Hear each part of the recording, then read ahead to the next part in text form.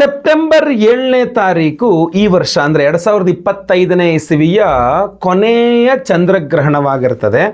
So ಇದು ಭಾರತದಲ್ಲಿ ಈ ಚಂದ್ರಗ್ರಹಣ ಕಾಣಿಸ್ತಾ ಇದೆ, ಆದ್ದರಿಂದಾಗಿ ಆಚರಣೆ ಇದೆ. ಸೊ ಸೆಪ್ಟೆಂಬರ್ 7ನೇ ತಾರೀಕಿನ ಈ ಮಹಾಚಂದ್ರಗ್ರಹಣ, ಆಚರಣೆಯಲ್ಲಿರುವ ಮಹಾಚಂದ್ರಗ್ರಹಣ ಕುಂಭರಾಶಿಯಲ್ಲಿ ಸಂಭವಿಸ್ತಾ ಇದೆ. ಸೊ ನಿಮ್ಮ ರಾಶಿಯಿಂದ ಎಷ್ಟನೇ ರಾಶಿಯಲ್ಲಿ ಗ್ರಹಣ ಆಗುತ್ತಾ ಇದೆ ಅನ್ನುವುದರ ಆಧಾರದ ಮೇಲೆ ನಿಮಗೆ ಶುಭ ಅಶುಭ ಮಿಶ್ರ ಫಲ ಇರುತ್ತೆ. ಸೊ ಮಿಥುನ ರಾಶಿಯವರಿಗೆ ಕುಂಭರಾಶಿ 9ನೇ ಮನೆ ಆಗಿರುತ್ತೆ. ಸೊ ನಿಮ್ಮ ರಾಶಿಯಿಂದ 9ನೇ ರಾಶಿಯಲ್ಲಿ ಗ್ರಹಣ ಆಗುತ್ತಾ ಇರೋದ್ರಿಂದ ಮಿಶ್ರ ವಿಚಿತ್ರ ಫಲವನ್ನು ಮಿಥುನ ರಾಶಿಯವರಿಗೆ ಹೇಳ್ತಾರೆ. ಈ ಒಂದು ಚಂದ್ರಗ್ರಹಣದ ಫಲ ಮಿಶ್ರ ಫಲ, ವಿಚಿತ್ರ ಫಲ. ಶುಭ ಅನ್ಕೊಂಡಿದ್ದು ಅಶುಭ ಆಗ್ಬಿಡ್ಬಹುದು, ಅಶುಭ ಅನ್ಕೊಂಡಿದ್ದು ಶುಭ ಆಗ್ಬಹುದು, ಏನು ಬೇಕಾದ್ರೂ ಆಗಬಹುದು ಅನ್ನುವಂಥದ್ದು ಉದ್ದೇಶ, ಗೊತ್ತಾಯ್ತಲ್ವಾ? ಸೊ ಈ ತರಹ ವಿಚಿತ್ರ ಫಲ ಇರತಕ್ಕಂಥದ್ದು ಅಂದರೆ ಯಾವ ಸೆಕ್ಟರ್ಸ್ ಮೇಲೆ, ಅಂದರೆ ಮಿಥುನ ರಾಶಿಯವರ ಜೀವನದ ಯಾವ ಭಾಗದ ಮೇಲೆ, ಯಾವ ವಿಚಾರಗಳ ಮೇಲೆ ಈ ಚಂದ್ರಗ್ರಹಣದ ಪ್ರಭಾವ ಇರ್ತದೆ ಅನ್ನುವಂಥದ್ದನ್ನು ಈ ವಿಡಿಯೋದಲ್ಲಿ ಸ್ಪಷ್ಟವಾಗಿ ತಿಳಿಸ್ಲಿಕ್ಕೆ ಪ್ರಯತ್ನ ಮಾಡ್ತಾನೆ. ಪ್ರತಿಯೊಬ್ಬ ಮಿಥುನ ರಾಶಿಯವರಿಗೆ ಈ ವಿಡಿಯೋ ರೀಚ್ ಆಗಬೇಕು.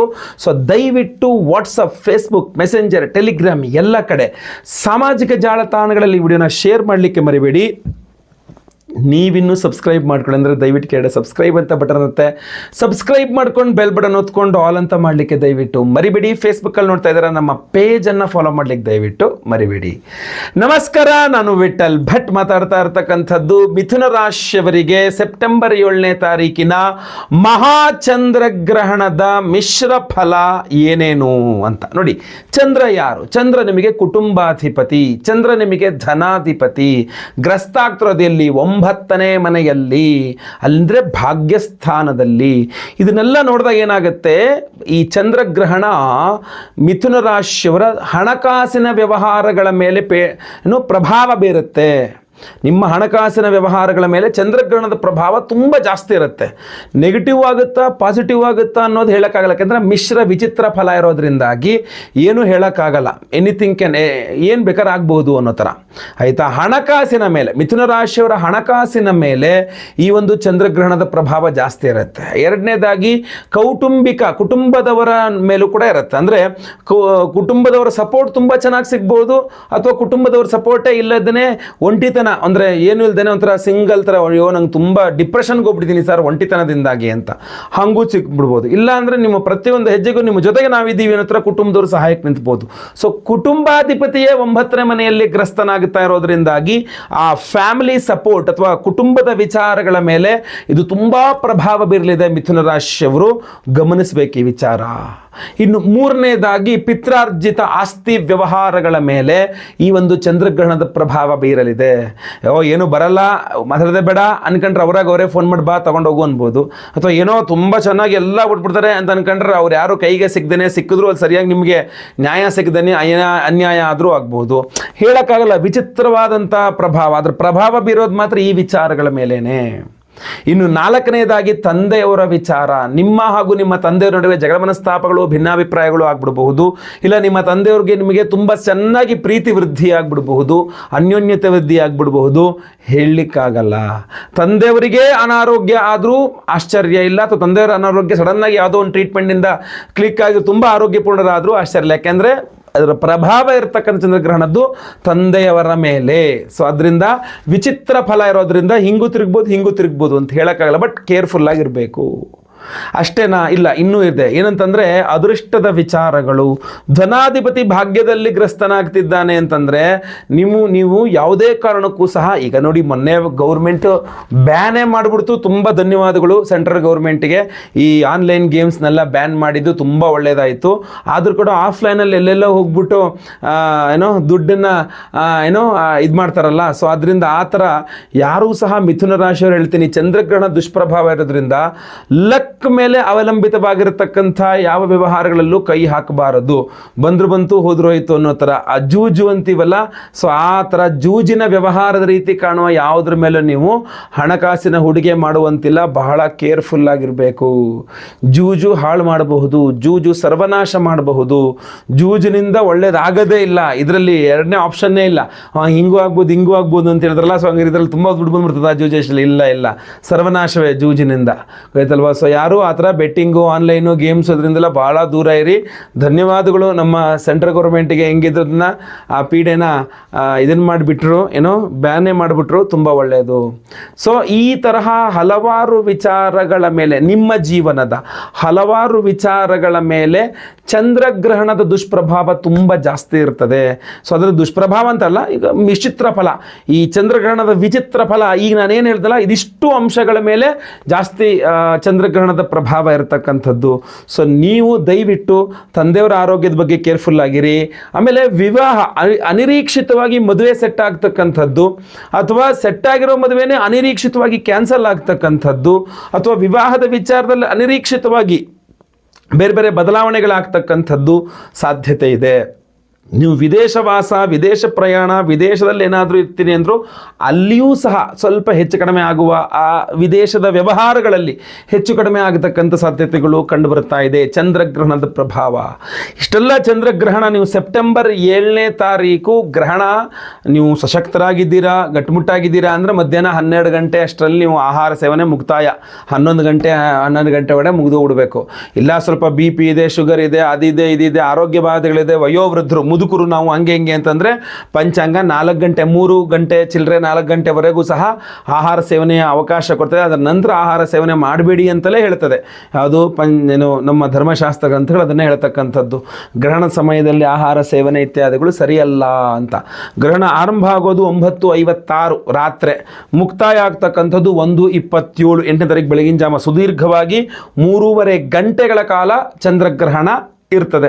ಸೊ ಹೀಗಿರುವಾಗ ಈ ಗ್ರಹಣದ ಆದಿ ಮಧ್ಯ ಅಂತ್ಯ, ಅಂದರೆ ಆದಿ ಅಂದರೆ 9:56 ಒಂದು ಸ್ನಾನ ಮಾಡಬೇಕು, ಮಧ್ಯಭಾಗ ಅಂದರೆ ಒಂದು 12 ಗಂಟೆ ಟೈಮಿಗೆ ಒಂದು ಸ್ನಾನ ಮಾಡಬೇಕು, 11:30 ಆ ಟೈಮಿಗೆ ಒಂದು ಸ್ನಾನ ಮಾಡಬೇಕು. ಇನ್ನು ಅಂತ್ಯಭಾಗ ಅಂದರೆ 1:27 ಟೈಮಿಗೆ ಮತ್ತೊಂದು ಸ್ನಾನ ಮಾಡಬೇಕು. ಗ್ರಹಣದ ಸಮಯದಲ್ಲಿ ಮಾಡುವ ಸ್ನಾನ, ಅಲ್ಲಿ ಮಾಡುವ ದಾನ, ಗ್ರಹಣ ಸಮಯದಲ್ಲಿ ಮಾಡೋದೆಲ್ಲ ತುಂಬ ವಿಶೇಷವಾದ 10-100 ಪಟ್ಟಷ್ಟು ಫಲವನ್ನು ಕೊಡ್ತದೆ ಅಂತ ಶಾಸ್ತ್ರ ಹೇಳೋದು. ಸೊ ಅದನ್ನೆಲ್ಲ ನೀವು ಮಾಡಬಹುದಾಗಿರ್ತದೆ. ಜಪ ಮಾಡಬಹುದು. ಓಂ ನಮೋ ನಾರಾಯಣಾಯ ಅಷ್ಟಾಕ್ಷರಿ ಜಪ, ಓಂ ನಮಃ ಶಿವಾಯ ಪಂಚಾಕ್ಷರಿ ಜಪ, ಅಥವಾ ವಿಶೇಷವಾಗಿ ನಿಮಗೆ ಸ್ಕ್ರೀನ್ ಮೇಲೆ ನೀವು ಮಂತ್ರ ತೋರಿಸ್ತೇನೆ. ಯೋಸೌ ವಜ್ರಧರೋ ದೇವಃ ಆದಿತ್ಯಾನಾಂ ಪ್ರಭುರ್ಮತಃ ಚಂದ್ರಗ್ರಹೋಪರಾಗೋತ್ಥ ಗ್ರಹಪೀಡಾಂ ವ್ಯಪೋಹತು. ಯೋಸೌ ದಂಡಧರೋ ದೇವಃ ಯಮೋ ಮಹಿಷವಾಹನಃ ಚಂದ್ರಗ್ರಹೋಪರಾಗೋತ್ಥ ಗ್ರಹಪೀಡಾಂ ವ್ಯಪೋಹತು.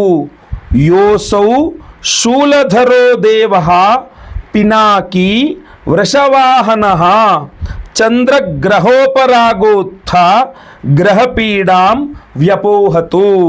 ಈ ಮಂತ್ರವನ್ನು ಸಹ ನೀವು ಜಪವನ್ನು ಮಾಡಬಹುದಾಗಿರ್ತದೆ, ನೆನ್ಪಿಟ್ಕೊಳ್ಳಿ. ಹಾಗೂ ಒಂದು ಪೇಪರ್ನಲ್ಲಿ ಈ ಮಂತ್ರವನ್ನು ಬರೆದಿಟ್ಟುಕೊಂಡು ಒಂದು ಕೆಜಿನೋ 2 ಕೆಜಿನಷ್ಟು ಉದ್ದಿನ ಬೇಳೆ ಅಥವಾ ಅಕ್ಕಿನಲ್ಲಿ ಈ ಪೇಪರನ್ನು ಬರೆದಿದ್ದ ಪೇಪರ್ನ ಅದರಲ್ಲಿಟ್ಟು 8ನೇ ತಾರೀಕು ಬೆಳಗ್ಗೆ ಎದ್ದು ಅದನ್ನು ದಾನ ಮಾಡ್ತಕ್ಕಂಥದ್ದು ಉತ್ತಮವೇ. ಚಂದ್ರಬಿಂಬದೊಂದಿಗೆ ದಾನ ಮಾಡಿದ್ರೂ ಒಳ್ಳೆಯದೇ ಆಗಿರ್ತದೆ. ಇನ್ನು ಬಹಳ ಪ್ರಮುಖವಾಗಿ ಗಮನಿಸಬೇಕಾಗಿರ್ತಕ್ಕಂಥದ್ದು, ನಾವು ನಿಮಗೋಸ್ಕರ ಅಂದರೆ ಮಿಥುನ ರಾಶಿಯವರ ಈ ಚಂದ್ರಗ್ರಹಣ ದುಷ್ಪ್ರಭಾವ ಎಲ್ಲ ಪರಿಹಾರವಾಗಿ ಶುಭ ಪ್ರಭಾವ ಮಾತ್ರ ಸಿಗೋ ರೀತಿಯಲ್ಲಿ ಒಂದು ವಿಶೇಷವಾಗಿ ಗ್ರಹಣದ ದಿವಸ ಗ್ರಹಣದ ಸಮಯದಲ್ಲೇ ಮಾಡ್ತಾ ಇದ್ದೇವೆ. ಆ ವಿಶೇಷವಾದ ಪರಿಹಾರ ಏನಪ್ಪಾ ಅಂತಂದ್ರೆ, ವೀಕ್ಷಕರೇ, ಸೆಪ್ಟೆಂಬರ್ 7ನೇ ತಾರೀಕು ಚಂದ್ರಗ್ರಹಣದ ದಿವಸವೇ ನಮ್ಮ ಯಾಗಶಾಲೆಯಲ್ಲಿ ಚಂದ್ರಗ್ರಹಣ ಶಾಂತಿ ಹೋಮವನ್ನು ಮಾಡ್ತಾ ಇದ್ದೇವೆ. ಅಷ್ಟೇ ಅಲ್ಲ, ಬರೀ ಚಂದ್ರಗ್ರಹಣದ ದಿವಸ ಅಲ್ಲ, ಚಂದ್ರಗ್ರಹಣದ ದಿವಸ ಚಂದ್ರಗ್ರಹಣದ ಸಮಯದಲ್ಲಿಯೇ ನಾವು ವಿಶೇಷವಾಗಿ ಚಂದ್ರಗ್ರಹಣ ಶಾಂತಿ ಹೋಮವನ್ನು ಮಾಡ್ತಾ ಇದ್ದೇವೆ. ನೋಡಿ, ಗ್ರಹಣದ ಸಮಯದಲ್ಲಿ ಮಾಡುವ ದಾನ, ಗ್ರಹಣದ ಸಮಯದಲ್ಲಿ ಮಾಡುವ ತರ್ಪಣ, ಗ್ರಹಣ ಸಮಯದಲ್ಲಿ ಮಾಡುವ ಜಪತಪಾದಿಗಳು ಹಾಗೂ ಗ್ರಹಣದ ಸಮಯದಲ್ಲಿ ಮಾಡತಕ್ಕಂಥ ಹೋಮ ಯಜ್ಞಯಾಗಾದಿಗಳು 10 ಪಟ್ಟು 100 ಪಟ್ಟು 1000 ಪಟ್ಟಷ್ಟು ಫಲ ಕೊಡ್ತದೆ ಅಂತ ಶಾಸ್ತ್ರಗಳು, ಧರ್ಮಶಾಸ್ತ್ರ ಗ್ರಂಥಗಳು ನಮಗೆ ಉಲ್ಲೇಖಿಸುತ್ತೆ, ತಿಳಿಸುತ್ತೆ. ಗ್ರಹಣ ಸಮಯದಲ್ಲೇ ಮಾಡು, ಹೋಮ ಮಾಡ್ತೀಯ ಗ್ರಹಣ ಸಮಯದಲ್ಲಿ ಮಾಡು ಅಂತ. ಅದಕ್ಕೆ ಗ್ರಹಣ ಸಮಯವನ್ನು ಪರ್ವಕಾಲ ಅಂತ ಕರಿತೀವಿ. ನೋಡಿ, 7ನೇ ತಾರೀಕು ರಾತ್ರಿ 9:56 ಶುರುವಾಗುವಂತಹ ಗ್ರಹಣ ಮಧ್ಯರಾತ್ರಿ ಬೆಳಗಿನ ಜಾವ 1:27 ತನಕ ಇದೆ ಅಂತಂದ್ರೆ 3:31 ತನಕ ಗ್ರಹಣ ಸಿಗುತ್ತೆ. ಭರ್ಜರಿ 3:30 ಗಂಟೆ ಗ್ರಹಣ ಸಿಗುತ್ತೆ. ಸೊ ಆದ್ರಿಂದ ಅವತ್ತಿನ ಸಹ ನಾವು ಚಂದ್ರಗ್ರಹಣದ ಸಮಯದಲ್ಲೇ ರಾತ್ರಿಯೇ ನಾವು ಚಂದ್ರಗ್ರಹಣ ಶಾಂತಿ ಹೋಮವನ್ನು ಮಾಡ್ತಾ ಇದ್ದೇವೆ. ಇದ್ರ ಕಾಲ ಶುರುವಾದಾಗ ಅಂದರೆ ಸಾಯಂಕಾಲದಿಂದಲೇ ಅದೇನು ನಮ್ಮದು ಆ ನಿಷಿದ್ಧ ಕಾಲ ಶುರುವಾಗುತ್ತೆ, ಆ ಸಮಯದಲ್ಲಿಯೇ ಸಂಕಲ್ಪ ಸೇವೆಯು ಕೂಡ ಮಾಡ್ತೇವೆ. ಅಂತಂದರೆ ಯಾರ್ಯಾರು ಸಂಕಲ್ಪ ಸೇವೆ ಕೊಡ್ತಾರೋ ಆ ಸಂಕಲ್ಪ ಲೈವ್ ಇರುತ್ತೆ ನಿಮ್ಮ ಸಂಕಲ್ಪ ಸೇವೆ. ಸೊ ಲೈವಲ್ಲಿ ಚಂದ್ರಗ್ರಹಣದ ದಿವಸ ಲೈವಲ್ಲಿ ನಿಮ್ಮ ಹೆಸರು ಸಂಕಲ್ಪ ಆಗುತ್ತೆ. ಚಂದ್ರಗ್ರಹಣದ ಸಮಯದಲ್ಲಿಯೇ ಚಂದ್ರಗ್ರಹಣ ಶಾಂತಿ ಹೋಮವನ್ನು ಮಾಡ್ತೀವಿ. ಹಾಗೂ ವಿಶೇಷವಾಗಿ ಇದೊಂದು ಶ್ವೇತಾರ್ಕ ರತ್ನಗಳ ಬ್ರಾಸ್ಲೆಟ್ ಇದೆ. ಈ ವಿಶೇಷವಾದ ಶ್ವೇತಾರ್ಕ ರತ್ನಗಳ ಬ್ರಾಸ್ಲೆಟ್ ಅನ್ನ ಚಂದ್ರಗ್ರಹಣದ ದಿವಸ ಚಂದ್ರಗ್ರಹಣ ಶಾಂತಿಯಲ್ಲಿ ಚಂದ್ರನ ಉಪರತ್ನವಾದಂತಹ ಶ್ವೇತಾರ್ಕ ರತ್ನಗಳನ್ನ ಎನರ್ಜೈಸ್ ಮಾಡಿ ನಾವು ನಿಮಗೆ ಸ್ಪೀಡ್ ಪೋಸ್ಟ್ ಮೂಲಕ ಕಳಿಸ್ಕೊಡ್ತೇವೆ. ಬರೇ ಚಂದ್ರಗ್ರಹಣ ಶಾಂತಿ ಹೋಮದಲ್ಲಿ ಅಷ್ಟೇ ಇದು ಎನರ್ಜೈಸ್ ಆಗ್ತಕ್ಕಂಥದ್ದಲ್ಲ, ಇದು ಸಹ ನೀವು ಗಮನಿಸಬೇಕು. ಬಹಳ ಮುಖ್ಯವಾಗಿ ಸರ್ಪದೋಷಗಳಿದ್ರೆ ಬೇರೆ ಟೈಮಲ್ಲಿ ಸರ್ಪಶಾಂತಿ ಮಾಡೋದಕ್ಕೂ ಗ್ರಹಣ ಸಂದರ್ಭದಲ್ಲಿ ಸರ್ಪಶಾಂತಿ ಆಶ್ಲೇಷ ಬಲಿ ಮಾಡೋದಕ್ಕೂ ವ್ಯತ್ಯಾಸ ಇದೆ. ನಾವು ಗ್ರಹಣ ಸಂದರ್ಭದಲ್ಲೇ ಆಶ್ಲೇಷ ಬಲಿಯಾದಿಗಳನ್ನು ಮಾಡಿ ನಿಮಗೆ ಈ ವಿಶೇಷವಾದಂತಹ ಬ್ರಾಸ್ಲೆಟ್ ಎನರ್ಜೈಸ್ ಮಾಡಿ ಕೊಡ್ತಾ ಇದ್ದೇವೆ. ಅಷ್ಟೇ ಅಲ್ಲ, ಇನ್ನು ಬಹಳ ಮುಖ್ಯವಾಗಿ ನಿಮ್ಮ ಆರ್ಥಿಕ ಬಾಧೆಗಳು ಪರಿಹಾರವಾಗಬೇಕು ಅಂತ ಸೌಭಾಗ್ಯ ಲಕ್ಷ್ಮಿ ಹೋಮ, ಆ ಸೌಭಾಗ್ಯ ಲಕ್ಷ್ಮಿ ಮಂತ್ರ ಅಂತ ಇದೆ. ಆ ವಿಶೇಷವಾದ ಸೌಭಾಗ್ಯ ಲಕ್ಷ್ಮಿ ಮಂತ್ರವನ್ನ ಚಂದ್ರಗ್ರಹಣದ ದಿವಸ ಚಂದ್ರಗ್ರಹಣ ಸಮಯದಲ್ಲಿಯೇ ಸೌಭಾಗ್ಯ ಲಕ್ಷ್ಮಿ ಹೋಮವನ್ನು ಮಾಡಿ ಅದರಲ್ಲೂ ಈ ಬ್ರಾಸ್ಲೆಟ್ ಎನರ್ಜೈಸ್ ಆಗುತ್ತೆ. ನಿಮ್ಮ ಆರ್ಥಿಕ ಬಾಧೆ, ಸಾಲ ಬಾಧೆಗಳು ಎಲ್ಲ ಪರಿಹಾರವಾಗಬೇಕು ಅಂತ ನೀವು ಜಸ್ಟ್ ಆಲೋಚನೆ ಮಾಡಿ, ಇಮ್ಯಾಜಿನ್ ಮಾಡಿ, ಗ್ರಹಣದ ಸಮಯ ಪರ್ವಕಾಲದಲ್ಲಿ ಎನರ್ಜೈಸ್ ಆಗುವಂತಹ ಒಂದು ಬ್ರಾಸ್ಲೆಟ್ ಎಷ್ಟು ಪವರ್ಫುಲ್ ಆಗಿರ್ತದೆ ಅಂತ. ಅಷ್ಟೇ ಅಲ್ಲ, ನೀವು ಏನನ್ನ ಚಿಂತನೆ ಮಾಡಿದ್ರೆ ಅದನ್ನು ಕೊಡ್ತಕ್ಕಂಥದ್ದು ಚಿಂತಾಮಣಿ ಗಣಪತಿ ಅಂತ ಬಹಳ ಪವರ್ಫುಲ್.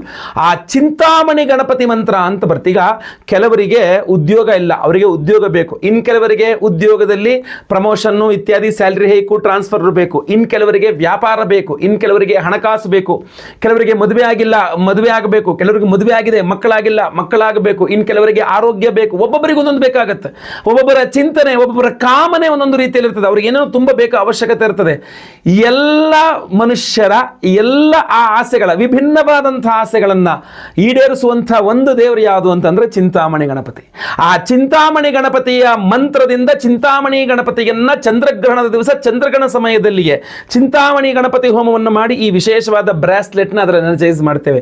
ಇದನ್ನು ಧಾರಣೆ ಮಾಡಿಕೊಂಡಾಗ ನೀವು ಏನು ಚಿಂತನೆ ಅಂದರೆ ನಿಮ್ಗೆ ಏನು ಆಸೆ ಇರುತ್ತೋ ಆ ಲೈವಲ್ಲಿ ಹೋಮ ನೋಡಿಕೊಂಡು ನೀವು ಪ್ರಾರ್ಥನೆಯನ್ನು ಮಾಡ್ಕೊಳ್ಬೋದು. ನಂದು ಇಂಥದ್ದು ಪರಮಾತ್ಮ ನಂಗೆ ಈ ಕೆಲಸ ಆಗೋಂಗೆ ಮಾಡಿಕೊಡು ಅಂತ ಹೇಳಿ ಅದು ಸಾಧ್ಯ ಇದೆ. ಅದ್ರ ಜೊತೆಗೆ ಅದರ ಧಾರಣೆ ಎಲ್ಲ ಹೋಮಗಳ ಭಸ್ಮ ನಾಗಾರಾಧನೆ ಅರಿಶಿನ ಪ್ರಸಾದ ನೀವು ಹಣೆಯಲ್ಲಿ ಹಚ್ಕೊಳ್ತೀರಾ, ಅದು ಕೂಡ ತುಂಬ ಅನುಕೂಲವಾಗ್ತಕ್ಕಂಥದ್ದು ನಿಮಗೆ. ಸೊ ಅದರಿಂದ ಸಂಕಲ್ಪ ಸೇವೆಗೆ ಹೆಸರು ಕೊಟ್ಕೊಳ್ಳಿ. ಗುರುದೋಷ ಪರಿಹಾರಕ್ಕೆ ಗುರು ಶಾಂತಿ, ಶನಿಪೀಠ ಪರಿಹಾರಕ್ಕೆ ಶನಿ ಶಾಂತಿ, ಸಂತಾನ ಇಲ್ಲದವರಿಗೆ ಸಂತಾನ ಆಗಬೇಕು ಅಂದರೆ ಸಂತಾನ ಗೋಪಾಲ ಕೃಷ್ಣ ಹೋಮವನ್ನು ಸಹ ಮಾಡ್ತಾ ಇದ್ದೇವೆ.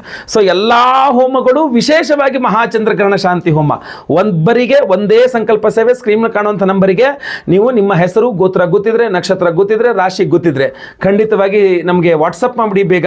ಹಾಗೂ ಬೇಗ ರಿಜಿಸ್ಟರ್ ಮಾಡ್ಕೊಳ್ಳಿ, ಯಾಕಂದರೆ ಬಹಳ ಒಂದು ಲಿಮಿಟೆಡ್ ಆಗಿರ್ತಕ್ಕಂಥ ಸ್ಟಾಕು. ನಮ್ಮ ಸ್ಟಾಕ್ ಖಾಲಿ ಆಗೋಯ್ತು ಅಂದರೆ ನಾವು ಆಮೇಲೆ ಮತ್ತೆ ಪುನಃ ಸಂಕಲ್ಪ ಸೇವೆ ತೊಗೊಳಕ್ಕಾಗಲ್ಲ, ಪ್ರಸಾದ ಬೇಗ ಕಳ್ಸೋಕ್ಕಾಗಲ್ಲ ಅನ್ನೋ ಕಾರಣಕ್ಕೆ. ಸೊ ಅದರಿಂದ ಬೇಗ ಬೇಗ ನಿಮ್ಮ ವಿವರಗಳನ್ನು ವಾಟ್ಸಪ್ ಮಾಡ್ಕೊಳ್ಳಿ. ಲೈವಲ್ಲಿ ಮೆಸೇಜ್ ಸಂಕಲ್ಪ ಆಗುತ್ತೆ. ಗ್ರಹಣದ ಸಮಯದಲ್ಲಿಯೇ ಚಂದ್ರಗ್ರಹಣ ಶಾಂತಿ ಹೋಮ ಆಗುತ್ತೆ. ಹಾಗೂ ಗ್ರಹಣದ ಮರುದಿನ ನಿಮಗೆ ಸೋಮವಾರ ಅವತ್ತು ರಾತ್ರಿ ಎಲ್ಲ ಹೋಮ ಆಗಿರುತ್ತೆ. ಸೊ ಬೆಳಗ್ಗೆ ಎಲ್ಲ ಪ್ಯಾಕಿಂಗ್ ಆಗಬೇಕಾಗುತ್ತೆ. ಸೊ ನಿಮಗೆ ಮಂಗಳವಾರ ನಾವು ಇಲ್ಲಿಂದ ಪ್ರಸಾದವನ್ನು ಕಳಿಸ್ಕೊಡ್ತೇವೆ. ಸೊ ನಿಮಗೆಲ್ಲರಿಗೂ ಸಹ ಪೋಸ್ಟಲ್ಲಿ ಬರ್ತದೆ. ಆ ಪೋಸ್ಟಲ್ಲಿ ನಿಮಗೆ ಸ್ಪೀಡ್ ಪೋಸ್ಟಲ್ಲಿ ಒಂದು ವಿಶೇಷವಾದಂತಹ ಬ್ರಾಸ್ಲೆಟ್ ಇರುತ್ತೆ ಧಾರಣೆ ಮಾಡ್ಕೊಳ್ಳೋಕ್ಕೆ. ಇದ್ರ ಜೊತೆಗೆ ಎಲ್ಲ ಹೋಮಗಳ ಭಸ್ಮ ನಾಗಾರಾಧನೆ ಅರಿಶಿನ ಪ್ರಸಾದ ಎಲ್ಲದೂ ಸಹ ಅದರಲ್ಲಿ ಹಾಕಿ ಕಳಿಸ್ಕೊಡ್ತೇವೆ. ಖಂಡಿತವಾಗಿ ಪ್ರತಿಯೊಬ್ಬರು ಬ್ರಾಸ್ಲೆಟ್ ಧಾರಣೆ ಮಾಡ್ಕೊಳ್ಳಿ, ಪ್ರಸಾದ ಹಣೆಯಲ್ಲಿ ಇಟ್ಕೊಳ್ಳಿ, ಪ್ರಾರ್ಥನೆ ಮಾಡ್ಕೊಳ್ಳಿ. ಖಂಡಿತವಾಗಿ ನಿಮಗೆ ಅನುಕೂಲ ಆಗುತ್ತೆ. ಜೊತೆಗೆ ಬಹಳ ಇಂಪಾರ್ಟೆಂಟು, ಒಂದು ಚಂದ್ರ ಬಿಂಬವನ್ನು ಕಳಿಸ್ಕೊಡ್ತೇನೆ. ಆ ಪರ್ಟಿಕ್ಯುಲರ್ ಚಂದ್ರ ಬಿಂಬನ ಮಾತ್ರ ನೀವು ಒಂದು ಬೊಗಸೆ ಅಕ್ಕಿಯಲ್ಲೋ ಅಥವಾ ಒಂದು ಬೊಗಸೆ ಉದ್ದಿನ ಬೇಳೆನಲ್ಲೋ ಅದನ್ನು ಇಟ್ಬಿಟ್ಟು ಮನೆ ಹತ್ತಿರದಲ್ಲಿರುವ ಯಾವುದಾದ್ರು ದೇವಸ್ಥಾನದಲ್ಲಿ ಅರ್ಚಕರಿಗೆ ದಾನ ಮಾಡಿಬಿಡಿ. ಖಂಡಿತವಾಗಿ ಅನುಕೂಲವಾಗುತ್ತೆ. ಇಲ್ಲಿ ತನಕ ವಿಡಿಯೋ ನೋಡಿದ್ದೀರಾ? ಓಂ ನಮೋ ನಾರಾಯಣಾಯ ಅಥವಾ ಓಂ ನಮಃ ಶಿವಾಯ ಅಂತ ಕಮೆಂಟ್ ಮಾಡಿ. ನೀವು ಇಲ್ಲಿ ತನಕ ವಿಡಿಯೋ ನೋಡಿದ್ದೀರಾ ಅಂತ ನನಗೂ ಗೊತ್ತಾಗುತ್ತೆ. ಹಾಗೂ ಗ್ರಹಣದ ರಿಲೇಟೆಡ್ ಆಗಿ ನಿಮಗೆ ಏನೇ ಪ್ರಶ್ನೆಗಳಿದ್ರೂ ಸಹ ದಯವಿಟ್ಟು ಕಮೆಂಟ್ ಮಾಡಿ. ನಿಮ್ಮ ಪ್ರಶ್ನೆಗಳಿಗೂ ಖಂಡಿತವಾಗಿ ನಾನು ಓದ್ತೇನೆ, ಅದಕ್ಕೆ ಉತ್ತರಿಸುವ ಪ್ರಯತ್ನವನ್ನು ಖಂಡಿತವಾಗಿ ಮಾಡ್ತೇನೆ. ಒಳ್ಳೆಯದಾಗಲಿ. ವಿಡಿಯೋ ಇಷ್ಟ ಆದರೆ ದಯವಿಟ್ಟು ಲೈಕ್ ಮಾಡಲಿಕ್ಕೆ ಮರಿಬೇಡಿ. ವಾಟ್ಸಪ್, ಫೇಸ್ಬುಕ್, ಮೆಸೆಂಜರ್, ಟೆಲಿಗ್ರಾಮ್ ಎಲ್ಲ ಕಡೆ ಸಾಮಾಜಿಕ ಜಾಲತಾಣಗಳಲ್ಲಿ ವಿಡಿಯೋನ ಶೇರ್ ಮಾಡಲಿಕ್ಕೆ ಮರಿಬೇಡಿ ದಯವಿಟ್ಟು. ಇನ್ನು ಸಬ್ಸ್ಕ್ರೈಬ್ ಮಾಡ್ಕೊಂಡ್ರೆ ದಯವಿಟ್ಟು ಕಡೆ ಸಬ್ಸ್ಕ್ರೈಬ್ ಅಂತ ಬಟ್ರಂತೆ ಸಬ್ಸ್ಕ್ರೈಬ್ ಮಾಡ್ಕೊಂಡು ಬೆಲ್ ಬಟನ್ ಹೊತ್ಕೊಂಡು ಆಲ್ ಅಂತ ಮಾಡ್ಲಿಕ್ಕೆ ದಯವಿಟ್ಟು ಮರಿಬೇಡಿ. ಮುಂದಿನದಲ್ಲಿ ಮತ್ತೆ ಪುನಃ ಸಿಗ್ತೇನೆ. ಎಲ್ಲರಿಗೂ ಒಳ್ಳೆಯದಾಗಲಿ. ಲೋಕ ಸಮಸ್ತ ಸುಖಿನೋ ಭವಂತು. ನಾರಾಯಣ ನಾರಾಯಣ ನಾರಾಯಣ.